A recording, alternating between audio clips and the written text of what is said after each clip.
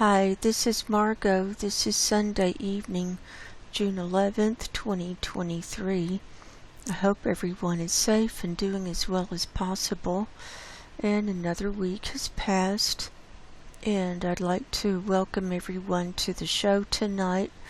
This will be my weekly update that I'll be putting on YouTube, where we'll go over climate-related items around the world, methane for the week, and Arctic sea ice and Antarctic sea ice, earthquakes, and a couple of other things. And I wanted to start out just by kind of plugging my Subscribestar page and my website and my PayPal link. I usually don't plug myself on these shows. Occasionally I do, but if you haven't noticed by now, I'm not monetized. My YouTube channel has never been monetized, and it's pretty small, and it's pretty unique group of people who come to check out these videos. I'm the only one that I know of that's reporting on methane on a daily basis, and also showing y'all the sea ice every week. And if you'd like to support my work, there are a couple of ways you can do it. One way is by the PayPal link that's in the description box below, and the other way is my Subscribestar page. You can join that. It's kind of like Patreon, except it's on Subscribestar, and the link is in the description box below, and it's only $5 a month. And I do postings pretty much every day over there. You get an email every time I put something up. You're also able to chat with me over there or do private message. You can comment, and we'd love to have you over there if you're so inclined. And I archive my Subscribestar posts on my website, margoshealingcorner.com. And here's the website, and it's Subscribestar Archives, and if you click on that, goes back to the end of March of 2019, and it's every single month. You can just click on June 2019 and see what things look like. And that wasn't my video, that's not available now. Anyway, let's see, there's reports, climate news, Google Cloud outage, greenhouse gases, and you can just go and see where everything was. Like if you wanted to see in June of last year, June 2022, what the sea ice was looking like, I post the data that I get from my midweek update. I post that data on Wednesdays, and then along with my show that I do on Wednesdays for my Subscribestar members.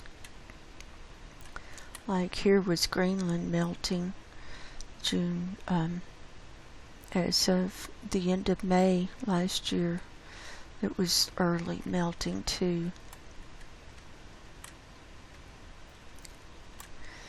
here's the Navy sea ice from June 1st.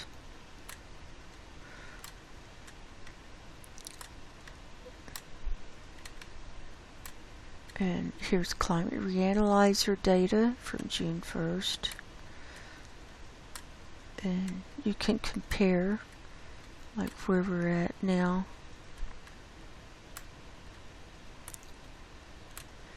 And there's the jet pieces. See, it was pretty messed up last year too.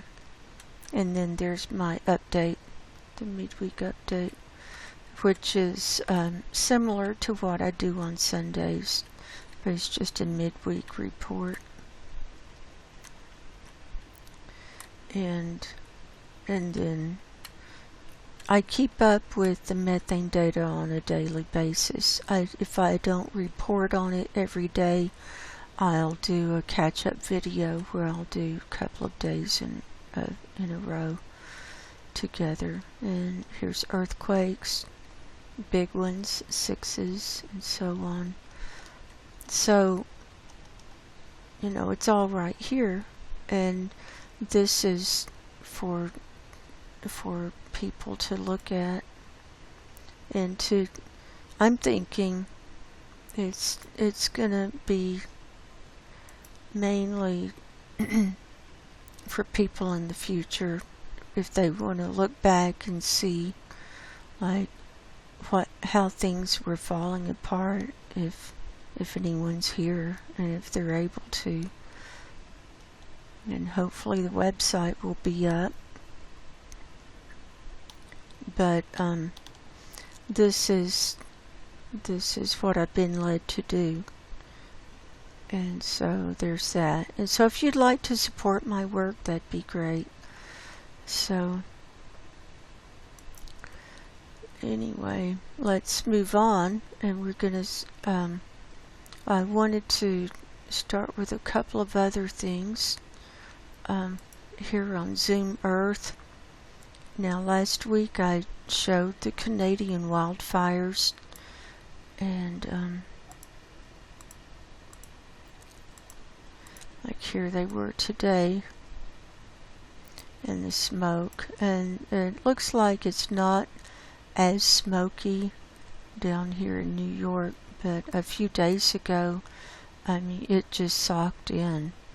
The jet stream pulled that smoke down from Canada and over New York and this whole northeast area and Pennsylvania, and you know, it got attention since it was New York, but that was the kind of smoke I deal with every summer here in the Reno, Nevada area from the California wildfires, and that smoke lasts for weeks on end. And you know, we'll go maybe a whole week without even seeing the sun because the smoke is so dense, and you just have to adapt to your environment. And when it's like that, you don't want to go out without a mask because of the particulates. And I would recommend an N95 mask and even a cloth mask over it, so you've got a couple of barriers. Any barrier that you can have is better than nothing. And also you need some eye protection, goggles, or wraparound sunglasses that fit up close to your face, or swimmer's goggles. Even a gas mask, or like a P10. I mean, not P10. Was a P100. Yeah, P100. That's like a half-face mask. But these fires are going to be around. They're not going anywhere because they're all out of control here, as you can see. And this big one, this Smith fire in Saskatchewan, I mean, not let's see what, yeah, Saskatchewan, the Smith Fire is almost at 1 million acres and out of control. McCrae Fire, 175,000 acres, out of control. Shaw Fire, 460,000 acres, out of control. Vermette Fire, 218,000 acres, out of control. These are all out of control. There was another big one, and see, they're merging into a complex. That's what happens. They start burning all together. There was one over 1 million acres over here. Here's this FS1 fire, 615,000 acres, out of control. Here it is. The Donnie Creek Fire. This is over 1 million acres. Now still out of control. 1,569,000 acres. Out of control on Sunday. And that's in British Columbia. It's on the, and the tar sands are, where are they? I forget exactly where they are, but these fires are no doubt burning around the tar sands, and it will be very difficult to put those out if they've got the equipment to try, because that's oil, and that's where they're drilling and everything, and that'll just keep on burning. So it's all across Canada. Now the fires that created the smoke that went down to down into the U.S. were in Quebec and Ontario.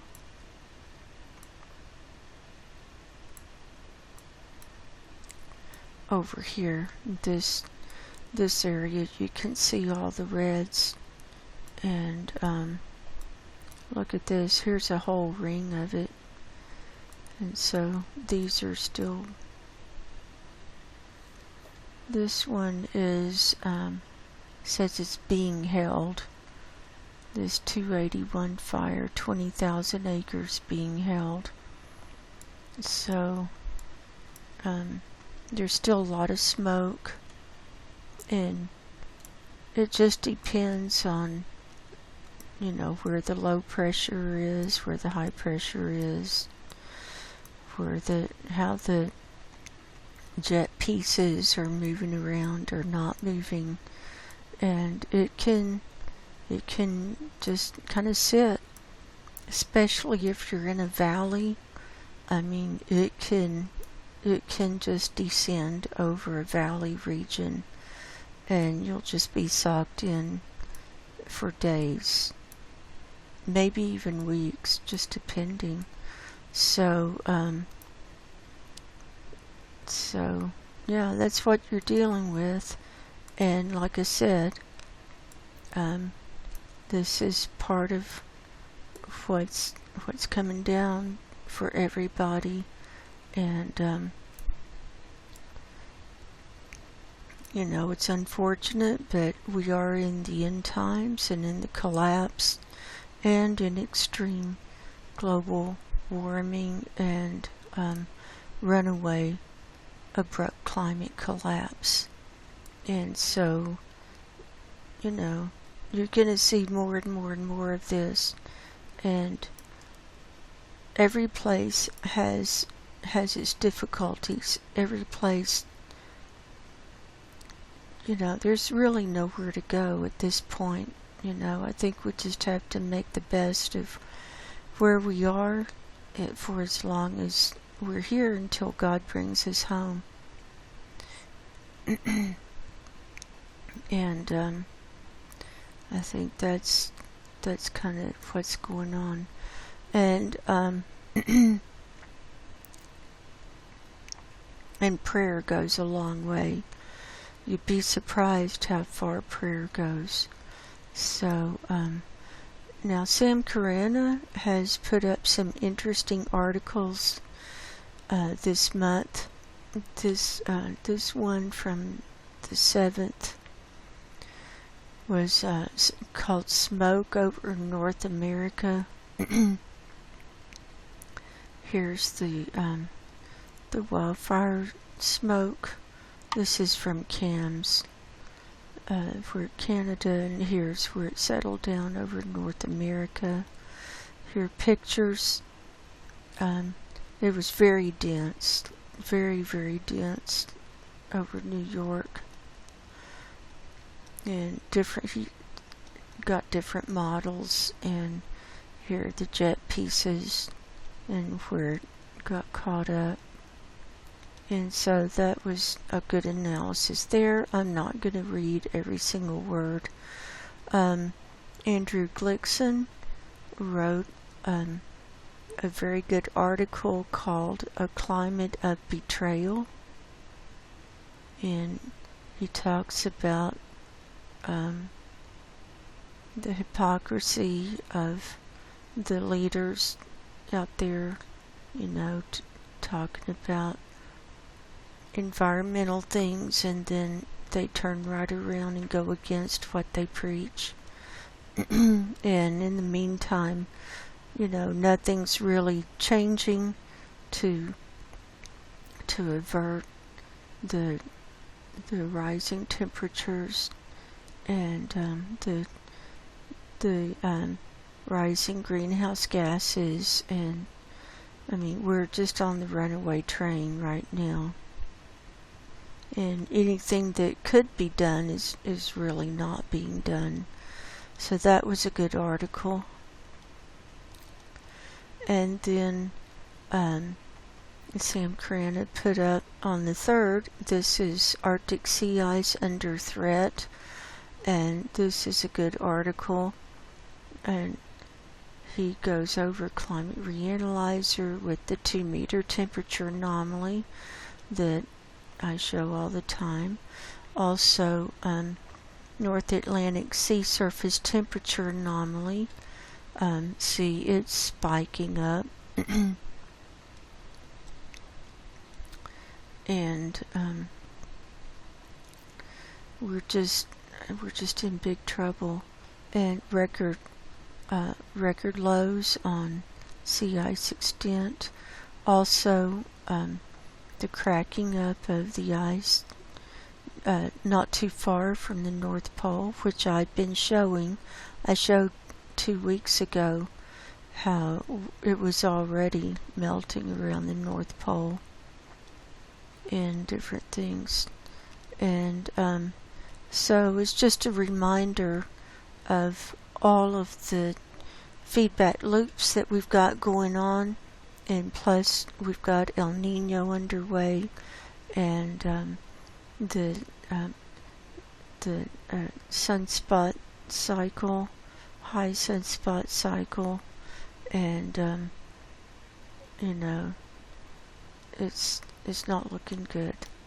And so he says, kind of to wrap it up, both loss of Arctic sea ice and eruption of seafloor methane constitute tipping points that threaten to abruptly accelerate the temperature rise in the Arctic, thus also accelerating loss of permafrost in Siberia and North America that threatens to trigger further releases of greenhouse gases. In addition, there are further events and developments that could unfold and make things even worse. Yeah, like nuclear war. The upcoming temperature rise on land on the northern hemisphere could be of such a severity that much traffic, transport, and industrial activity will grind to a halt, resulting in a reduction in cooling aerosols that are now masking the full wrath of global heating, Without these cooling aerosols, the temperature is projected to rise strongly, while there could be an additional temperature rise due to an increase in warming aerosols and gases as a result of more biomass and waste burning in forest fires. Furthermore, as traffic slows down, there will be less nitrogen oxide emissions, which could result in less hydroxyl to curtail methane. In conclusion, the situation is dire and calls for support for a climate emergency declaration. Yeah. So, and on his chart, it's showing we've got a potential rise of 18 degrees C.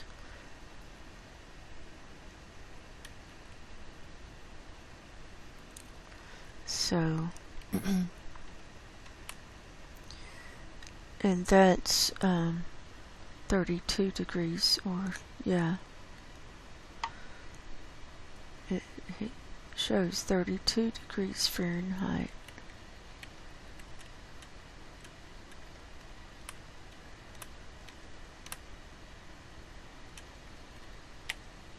And he's got it all broken out by color codes as to what would be contributing to everything.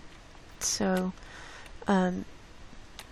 check it out. It was, it's very sobering to put it all together and see that, you know, we're just hanging here. We're just really just hanging here. And in addition, and Sam, if you're watching this video, maybe an interesting post you could do would be on the effects of war on the air and the atmosphere, like all of the bombs and well, of course, depleted uranium, that affects everything too, but just like the constant bombing and stuff like that that's been going on over in Ukraine, you know, how does that affect the atmosphere? Because it's got to, you know, I mean, it's got to pollute the air and make it toxic, and then that gets up in the jet pieces, and, you know, goes around too. So anyway, so that's our intro for the show tonight. And so we're going to start here on Climate Reanalyzer. We're looking at 2-meter maximum temperatures around the globe. And we've got greens covering most of the Arctic region, and that's above freezing. This is air temperature. We've got just a little bit of aqua coming across from Russia across over to Greenland, and that's 0. That's it, freezing. But other than that, we've got mainly greens above freezing there. And of course, these warmer temperatures in Canada are not helping the fire situation in any way. And we've got heat across the southern part of the U.S. Look at Texas. It's in the whites now. Almost all of Texas is in the whites, so that's 104, well, at least 100 degrees. It's 40 degrees C or higher, or 104 degrees Fahrenheit or higher. And if you're in the humid areas and everything that's not in West Texas or on the Caprock. If you're in East Texas or even Dallas, Fort Worth, down into Houston, I mean, all that's really humid. So you get those temperatures out there and the humidity, and you're going to be reaching wet bulb temperatures really fast, and that's very dangerous. And because your body can't cool down, it's just too hot. Your body can't regulate itself. So there will be a lot of deaths from that. And then it's coming down through Mexico, Central America, and into, look at Belize. It's almost solid white there.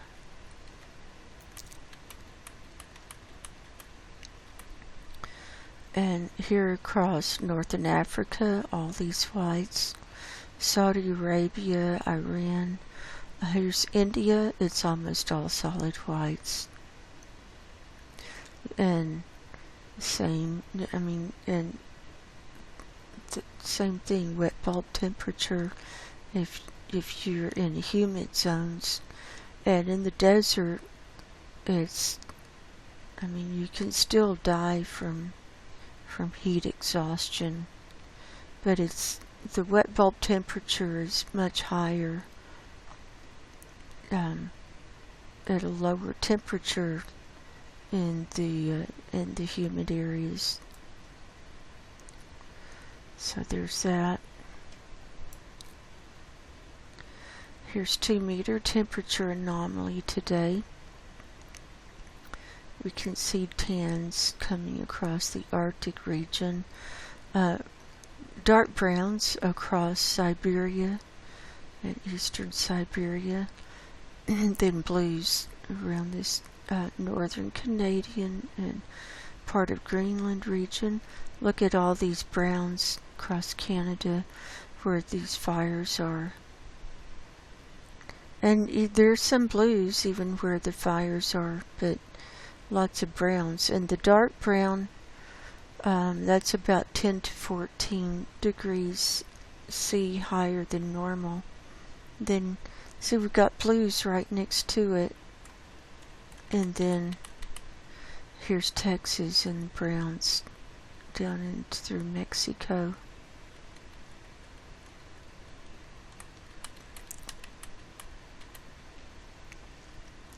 Here's the flat view, and we can see Europe is coming back into the browns. That's heating up. UK, Ireland, this whole Scandinavian area is heating.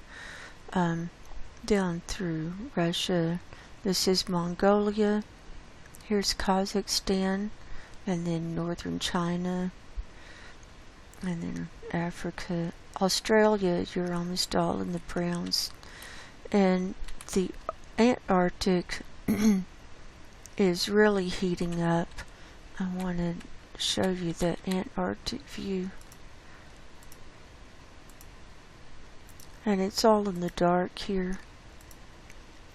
There's an ozone hole over this east side right now. I'll show you that in a little bit. So here's north, south, east, west. Here's the western peninsula, the Weddell Sea, and see we've got reds and browns over the northern part of the Weddell Sea, and that's like that dark red, that's about 18 C higher than normal there. And then on this whole east side we've got browns and reds and coming all the way down, and then blues on right next to it.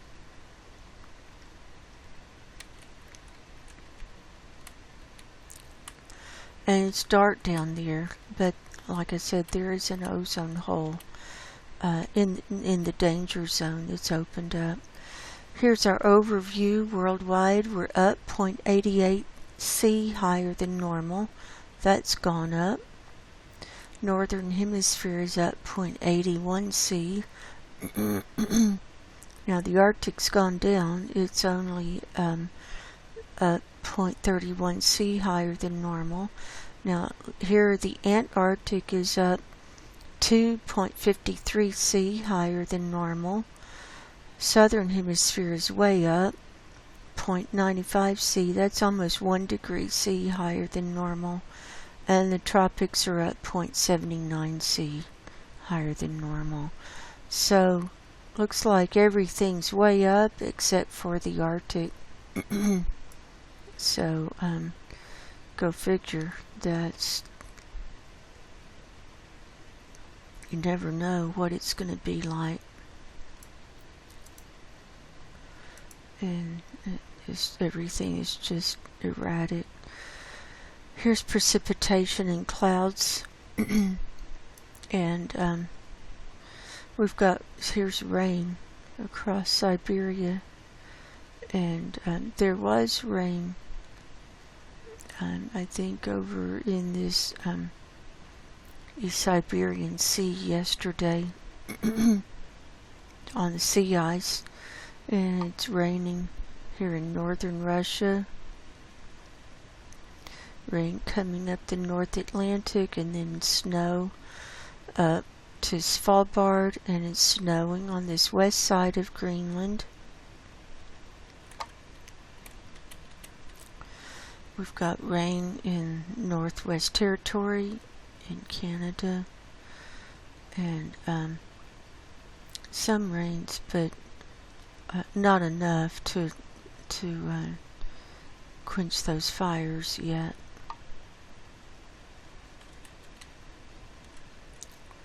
Here's the global view, the flat view.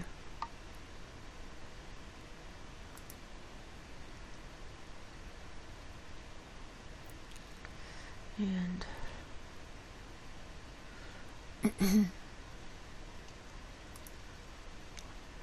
we're getting wave after wave of rain here in the Reno area, and it's been like for the last 2 weeks rain almost every afternoon. There were just like a couple of days last week where it didn't rain. I think it was Thursday, Friday.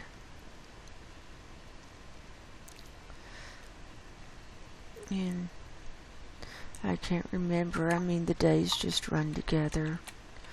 Here are the jet pieces, and you can see the breaks and all these loops and highs and lows right next to each other.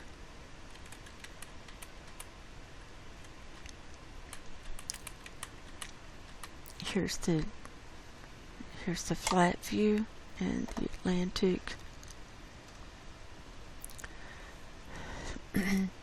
Here's the Pacific view. Look how this goes up and then loops way down.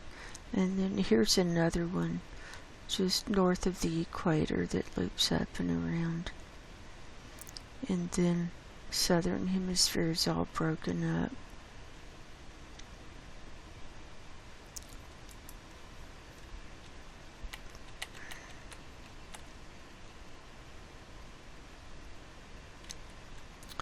Here's sea ice and snow cover, and we've got a lot of melting here in the Hudson Bay, and here in the North Baffin Bay, and these tributaries are melting out, and here in this Munson Gulf, or Munson Bay, I think that's what it's called, that's melting out. The Bering Strait is open, and it's melting mainly around this Alaska coastline, and then along the Russia coastline and the Laptev Sea, and the Kara Sea. The ice is retreating here, and it's Novaya Zemlya is clear. It's melting north of that. And it's retreating on this east side. The ice is retreating here. You can see the jagged edges where it's melting.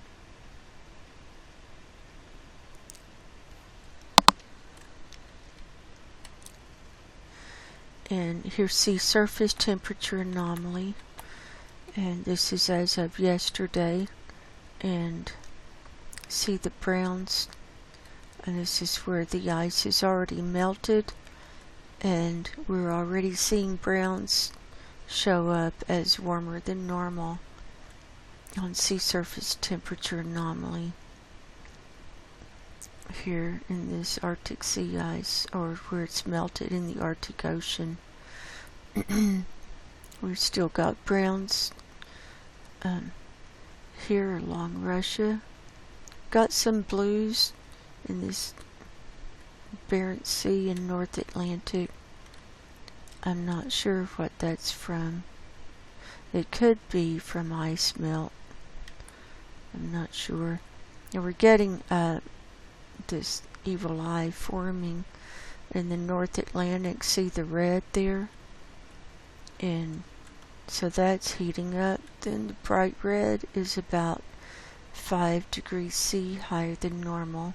When it moves into light pink, that's 6C higher than normal. But they need to change this chart. It's going more than that. And these Great Lakes are warming up. They're already in the browns and red zones, some of them. This Gulf of California is heating up. Gulf of Mexico now, we've got a lot of brown coming in.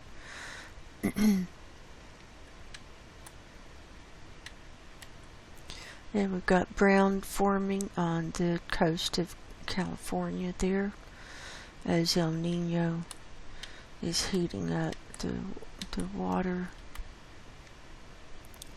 Here's the flat view. Here's the Atlantic. See all these dark browns, this big line here. I'm thinking this could be a main route of sea travel, and that could be one reason it's heating up so much there.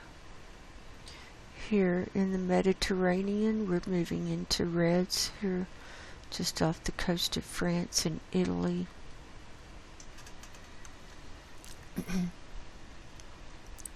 We've got some browns starting in the Black Sea, browns in the Caspian Sea. Persian Gulf is all brown. The Red Sea is pretty much brown. This Arabian Sea is almost solid brown here. And so on. And it's brown. You see brown all the way down to the sea ice in the Antarctic. See, all the way down. Brown right up to the ice. Here's the Pacific view. Here's this evil eye off the coast of South America. And see, it's heating up here around Japan and in the Sea of O coast. Now, this could be from the Fukushima radiation, I'm thinking. See, that's moving into the red zone. Red here too. And then browns all the way across. So there's that. Now we'll move on to methane. Now I've got to explain what's going on with methane and what I did with my tracking and my charting. What I found was, and what we noticed was on this MET-OP-B satellite, starting around, when was it? Around the end of May, first part of June, maybe a little bit before. There just wasn't that much. It was almost all gray up here, so not that much methane is being reported and it says QC fail. And it didn't used to be like this. We used to see more methane being reported, and so as a result of all this QC failing, then the mean has been lower, a lot lower. And so I don't think we've actually getting accurate readings with so much data not being there. And so what I did was I went ahead and gathered the data this week like I've normally been doing, and I charted everything, but I also separated out just the METOP-C data for the 487 millibar level, and I've got a separate chart for that, and I think that's going to be the one I'm going to be tracking from now on. So I would like y'all's feedback on it, but you'll see, and as I go through all this. So here we are on the NOAA data for yesterday, the 10th, METOP-B satellite in the morning, 1000 millibar level. The mean or average was 1,817 parts per billion. The high reading was 2,039. And in the afternoon you can see like almost nothing, no methane recorded in the northern hemisphere or Africa or any India, China, any of this. And this is these are the heavy methane areas. And anyway, it says the mean was 1819, the high reading was 1972. See the difference here on METOP-C. Now there's still some gray areas, but not like on the METOP-B. So on the METOP-C in the morning, the mean was 1841. The high reading was 2077. And in the afternoon, the mean was 1842, and the high reading was 2054. I'm going to go on here. Here, the 487 millibar level, back to the METOP-B in the morning. The mean was 1895. The high reading was 2289. Let's see all of that gray. In the afternoon, the mean was 1896. And the high reading was 2289. Look at the difference. Here's the METOP-C in the morning. The mean was 1884. The high reading was 2212. And in the afternoon, the mean was 1885, and the high reading was 2212. So that's what NOAA has. And here, this is the my new chart for 487 millibar for just the METOP-C data, and see it's the two readings divided by 2.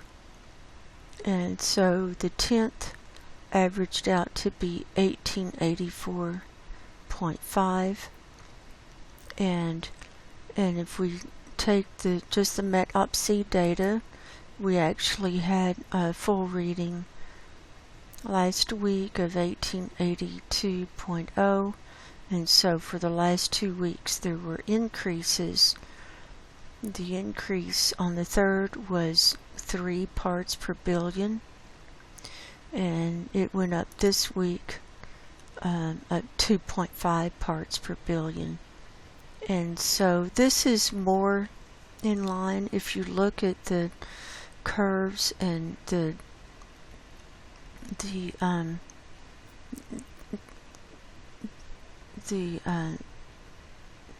you know, the how it's going overall. This is more in line with what we were seeing on the old model, on my old model of the 487. And so what we're seeing is here was the new heat model that started at the end of last October, and that was right at the end of the methane rising season. Has just started going down, going down a little bit. And so our first reading on October 29th was 1885.5. And then our lowest reading for the season did happen here February 16th of 2023 of 1866.0, right down here. And then it's been on the general trend up. See, we've had it's been almost every week going up if you go through all of this. And some weeks, like here on March 4th, that week it went up 3.0. Here, the week of March 18th, it went up 5.0. And then the next week it only went down 1.0. And then April 1st, up 1.5. The 15th it went down 2.0. For the week of the 22nd it went up 3.5. April 29th down 0.5. May 6th up 0.5. May 13th down 1.0. May 20th up 2.0. May 27th down 2.5. And that was when there was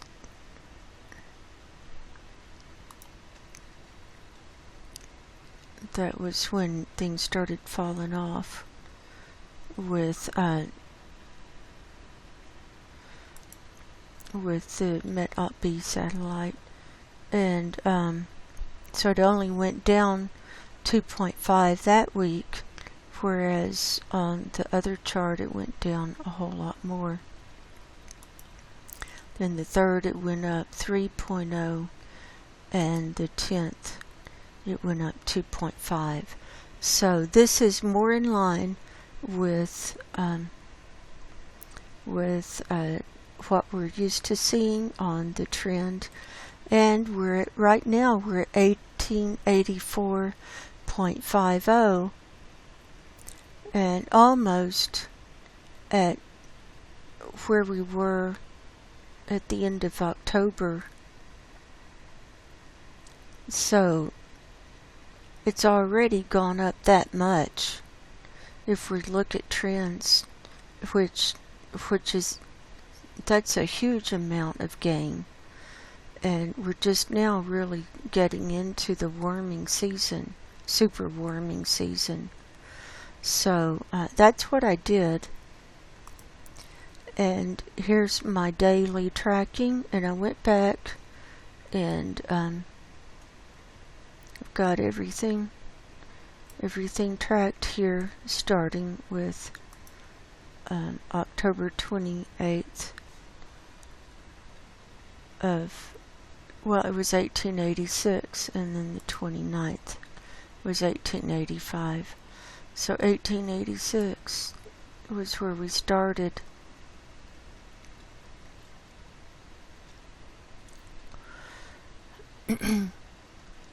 And so I went through all my formulas, and I just have the two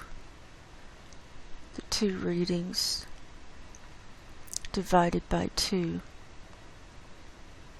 See, all the way down. And so now we've got the Met-Op-C data, and even here where we had some missing data on the Met-Op-C, it wasn't out of line. I mean, it didn't really affect the readings that much.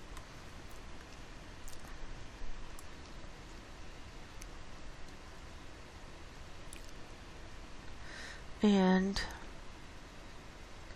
there we go. And so where it was going down so much in May, we just didn't see that here on the Met-Op-C.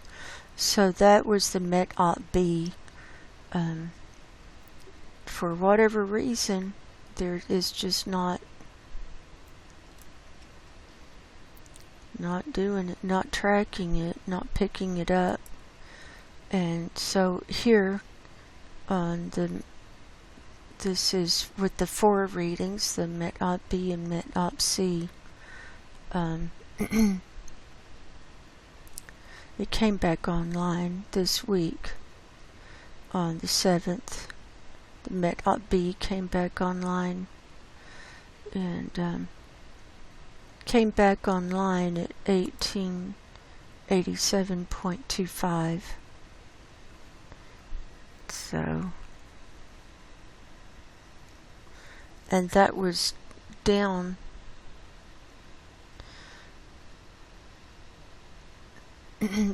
over 2 parts per billion from June 1st.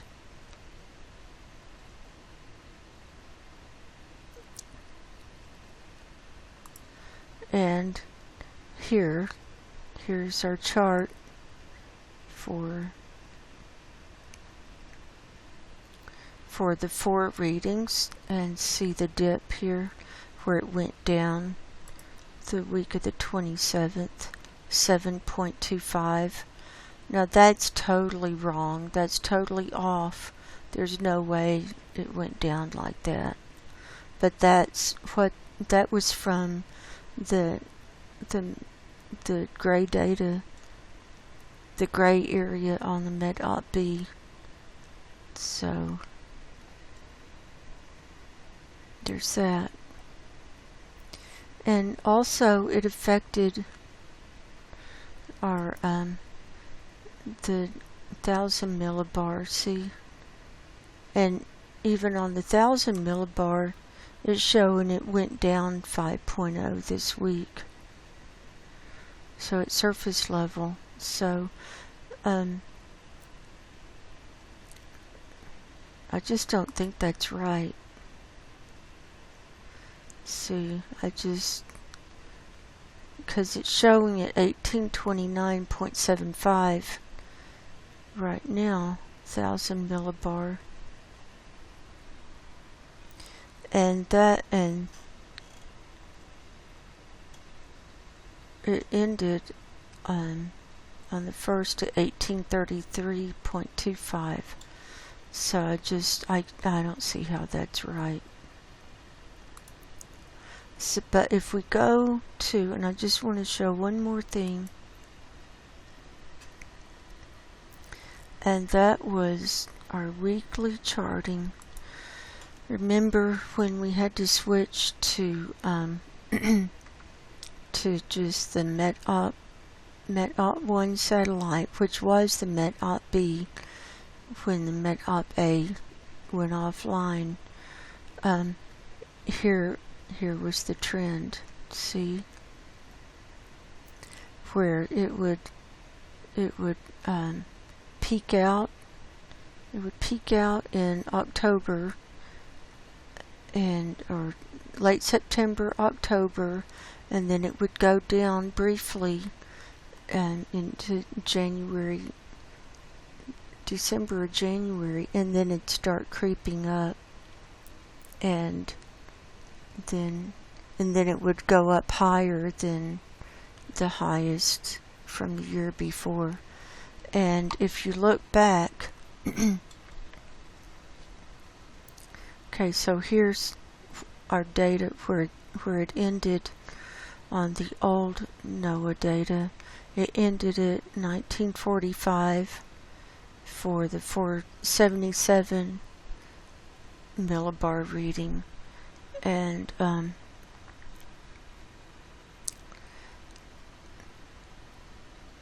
so it was see, it started going down, and we peaked out at on October 13th of 1951. So it had gone down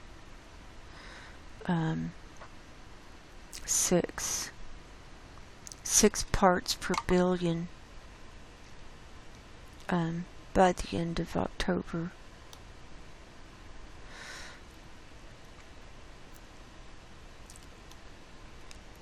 But what I want to show is like last year, like this time last year, say like here, June 11th, it was at 1924.5. So let's do this. We're going to take June 11th and we're going to subtract. I want to go to where it peaked out last year. It peaked out at 1936 on the 21st. I mean, October 2nd. That's 11.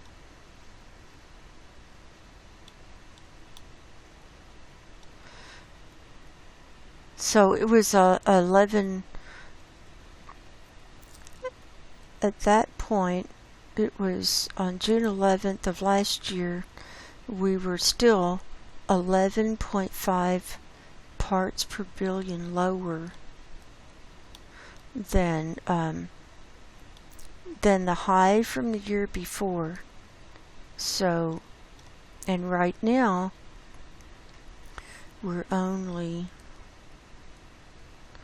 I'm going somewhere with this, just bear with me. And so right now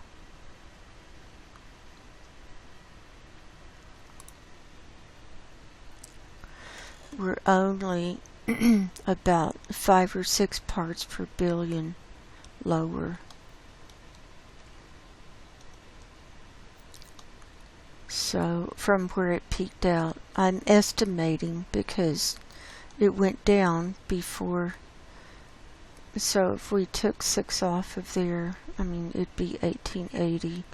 So, I mean, it'd be, if we added 6, it'd be 1891.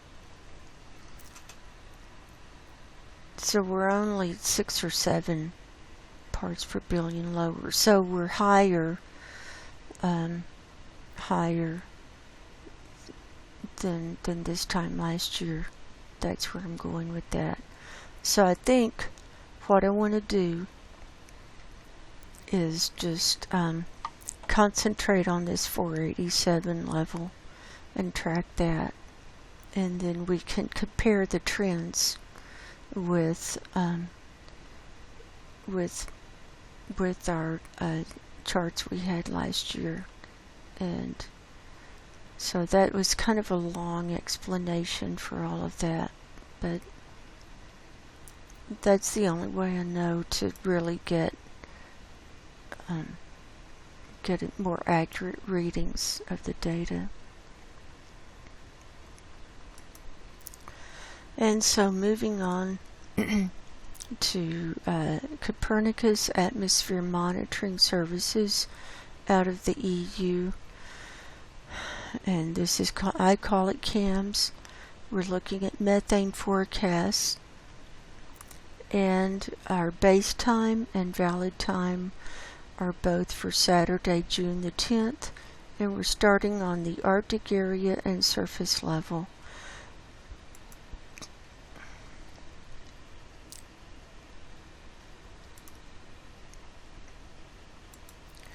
So the data is for Saturday, and the forecast period is Sunday, Monday, Tuesday, Wednesday. And and also as far as continuing to track the 1,000 millibar level, I'm kind of disinclined to do that because I didn't track it before. I was tracking the 477 level, and I didn't really track the 1,000 millibar level, which is surface level, and so I really don't have anything to compare it to. And I mean, I could track it, but I think I'd need to just track the METOPC data. But let me know what you think. I mean, I could track it. It's just a lot of data to track, a lot of things to track, and I think 487 is enough. And when, like, the experts report on methane, they normally don't report on surface level. They normally report on at least around the 500 millibar level, because that's halfway up in the atmosphere, and methane is so light it goes up into the upper layers up in the atmosphere pretty fast. And so whatever it was at surface level, it's gonna go up into those upper layers fast.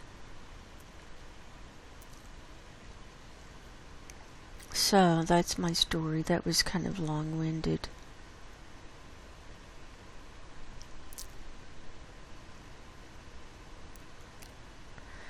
But I'm glad to kind of make a decision about that and see that, how much difference that METOP-B was making. And before, it was sometime in May when it started dropping off of really getting the data, and it reminds me of how the METOP-A satellite was performing when it was starting to fizzle out, with a lot of missing data and just numbers that you really knew weren't correct.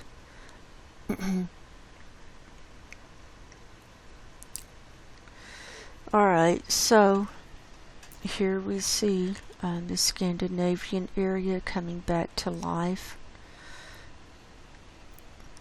In this western Russia, here it's streaming up almost into the Barents Sea and Kara Sea. Here's Komsomol, it's bubbling up again. Now, we haven't seen that in a while. And that's, let's see when this happens.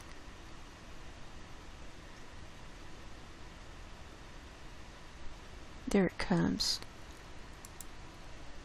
Okay, so that was at the end of the forecast period, so let's move on down here. And what am I doing? Let's go. I wanted to move it down here, and the picture didn't change. There we go. Well, we'll just let it go. It was at the end, towards the end.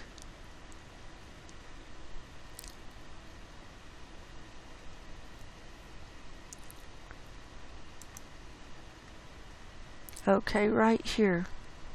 So this is on Wednesday. See, it's starting to come up again. See, there it is. Coming up really heavy right around Comsomolets.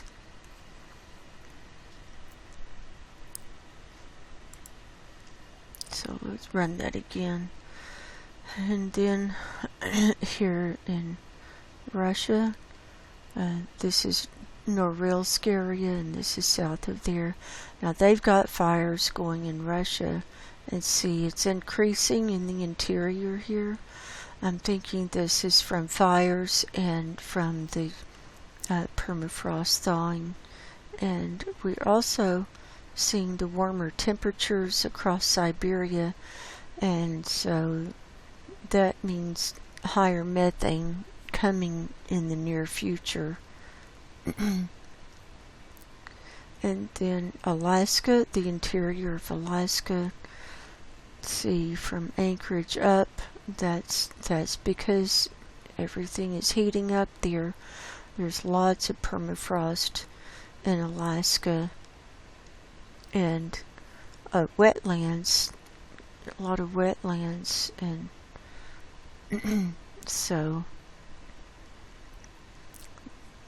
high methane coming from there. And then here at Canada, this is, look at these high readings. This is from the fires. Let's see, coming across Canada. Here's the Hudson Bay. Here's North Dakota, that hot spot at North Dakota that I've talked about. Look at the U.S. That's awful looking. This eastern seaboard is really heating up. But, you know, this is typical of the warmer temperatures, and, you know, especially after they've had rain. Like, here we are, this is at the beginning of yesterday.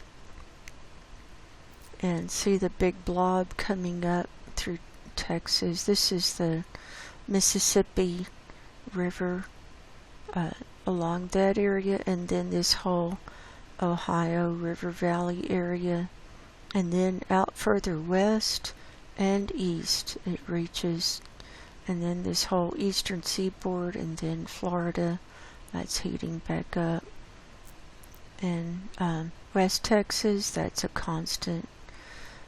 California, well, if we looked at the North America view, we could get close-ups, but wherever there's population of really any kind of dense population, like a city, you're going to see high methane readings.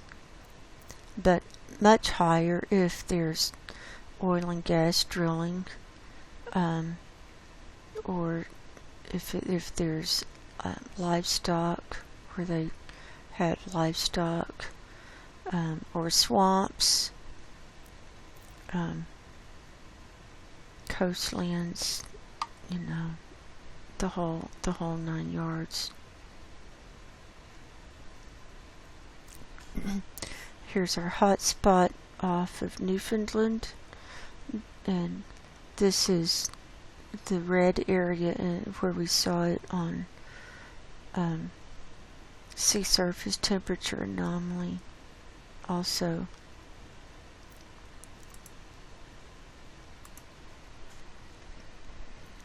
Alright, now let's go to the North Pole view.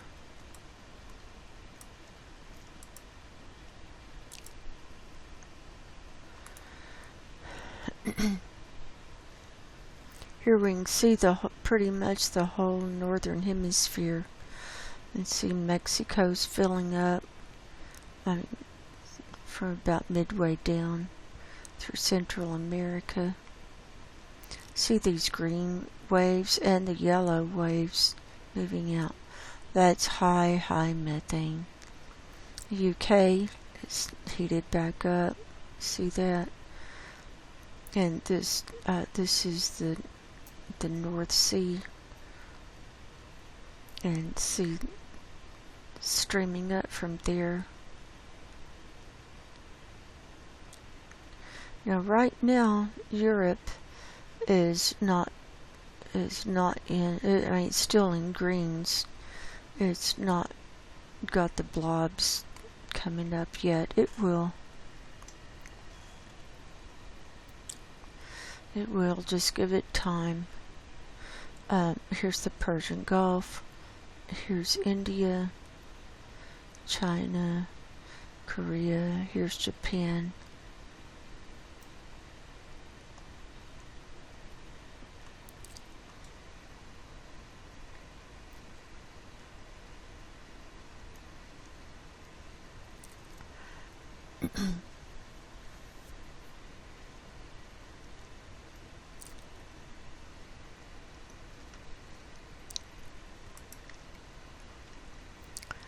Alright, now we'll go to the global view.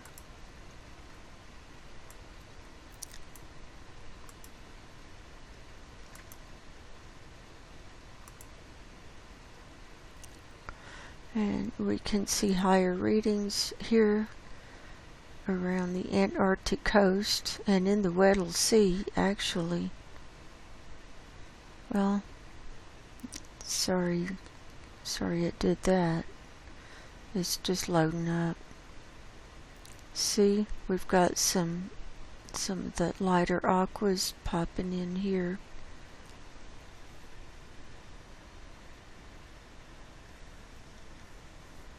And streaming off of South America. We're just seeing a little trace of the darker blue occasionally, like over Australia, here over the Indian Ocean, here in the Pacific, just very briefly, and that's the lower methane reading of 1820 parts per billion. Otherwise, our main background color here in the southern hemisphere is 1840 parts per billion. But the next color up of 1860 is creeping down further south as well. See this? And streaming off of Africa and Australia. Now New Zealand is really filled up. Let's see. Just super filled up and is streaming off of there too. And South America.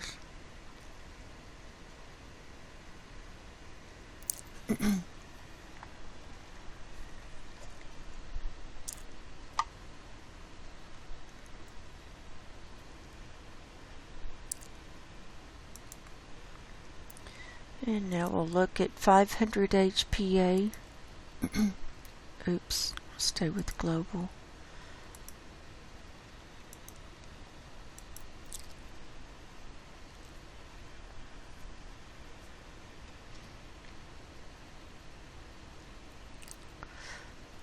Here we go. So this corresponds with what we saw on the 487 reading.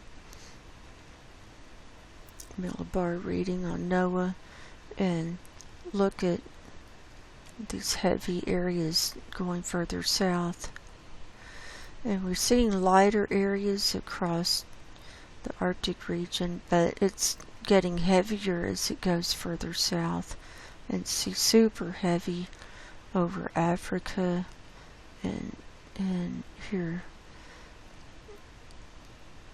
just next to Africa. The reds, see, are coming further south. We're even seeing yellows over the Antarctic. Normally, we'll see greens here.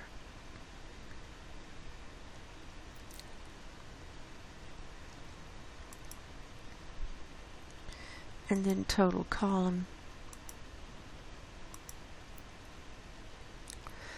And this is we're seeing some things that we don't normally see here. First of all, the heaviest readings are from China. It's Southern Asia. Look at this, just a big blob. Southern Asia and over part of the Bengal Bay and coming over to India, and then here in the Philippines. Also, here over the Pacific, normally we don't see it in the heaviest over body of water. We see it over land, so that's concerning. We're also seeing it heavy along the southern coastline here in North America.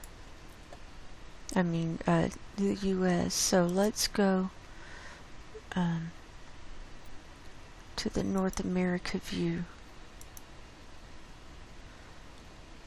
Let's see, look at this, all through the south. This is highly unusual to see it so heavy in over the U.S. Normally it's not like this, but this is just the beginning of the warm-up season. So, like I said, we're in uncharted territory, and we're higher than whatever it was this time last year.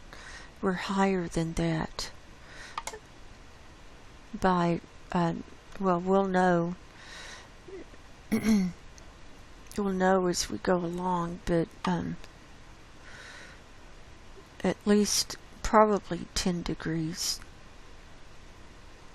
or 10 parts per billion, not 10 degrees. And then if we get the Pacific view,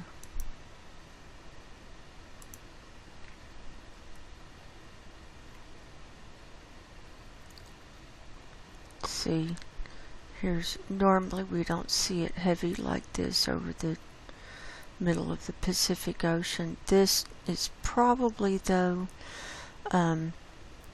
because of the Kilauea volcano going off. There's sulfur dioxide that's hanging around too here, so that's probably what that's from. But this, along the southern coastline of the U.S., like that is, I don't remember seeing that. So there's that. And so, let's see, I just want to go over a couple more things from CAMS, and then we'll move into sea ice. I think I might need to make 2 shows. Just cut this into 2 shows, because it's going to be, I've already gone long. I've already gone an hour and 18 minutes just talking about methane and everything.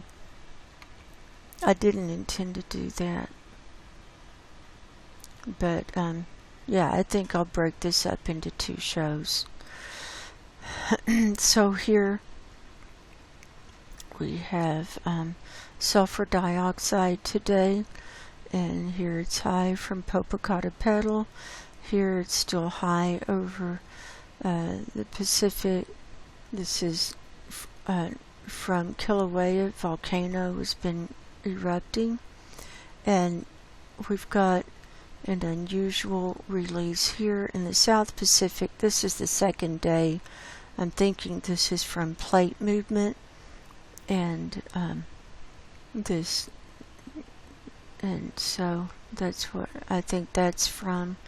We had some release, some high sulfur dioxide show up over southern Australia. Now it's moved over a little bit to the east, but I think that was a forerunner of an earthquake that happened today just south of Australia. So there was plate movement.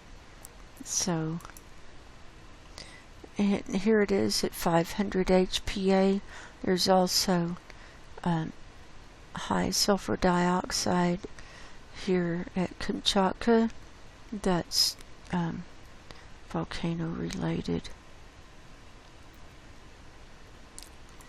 And here's the Pacific view. We can see it all right here.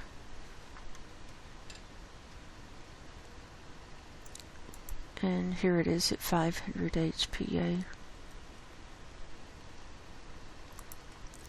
Here's the ozone hole over the Antarctic, and this where you see the purplish color inside the thick black line. That's in the danger zone. That's between 200 and 220 Dobson units, and that's considered in the danger zone. And we can see it's just next to the South Pole here. We've got two opening up, and this is over. This is where we saw a lot of the heating, where it was hotter than normal on 2-meter temperature anomaly. And so then we've got aqua, that's the next color up, and then greens. Anything that's got a greenish tinge is below healthy or an average reading. The solid yellow is 300 Dobson units, and that's considered to be a good layer or enough, and then it goes up from there into oranges and reds. But when you start going down into greens and blues and purples and blacks and dark blues, you've got thinning and holes in the ozone, so it's all the way around here. Here's the Arctic ozone view, and we can see the greenish yellow here over western Canada. That's from the smoke from the fires that will eat up ozone, and it's also thin here along the Russia coastline. And here's the global view.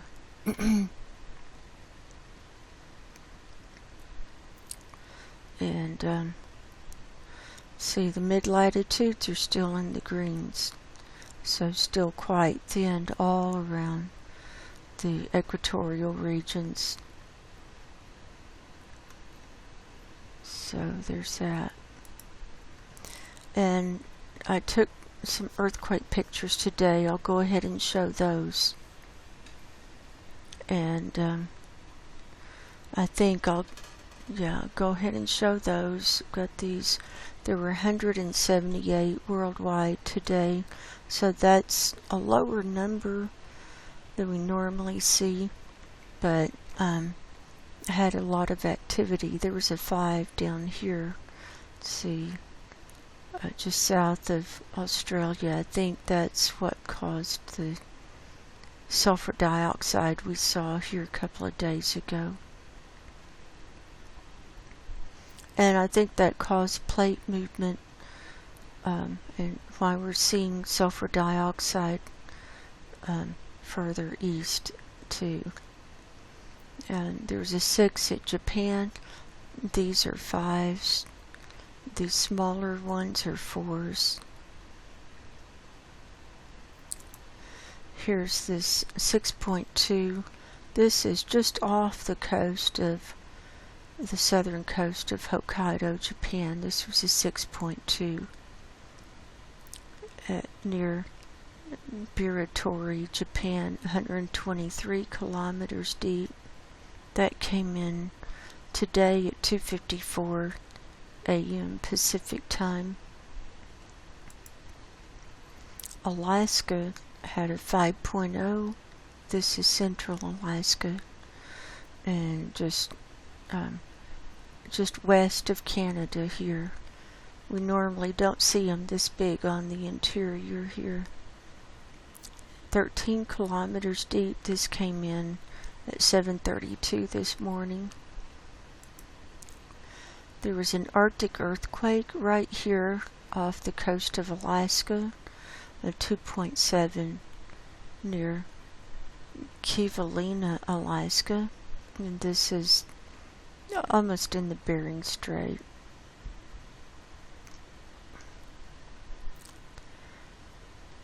This came in just after midnight. And then in my neck of the woods, there was a 2.2 at Empire, Nevada, at 0 depth, surface level. So you always wonder about those. Just northeast of Pyramid Lake. And Lake Almanor in northern California still has earthquakes in the lake. This has been going on for about 3 weeks now. We've got 3 here today, 2.5, 2.5, and 2.3.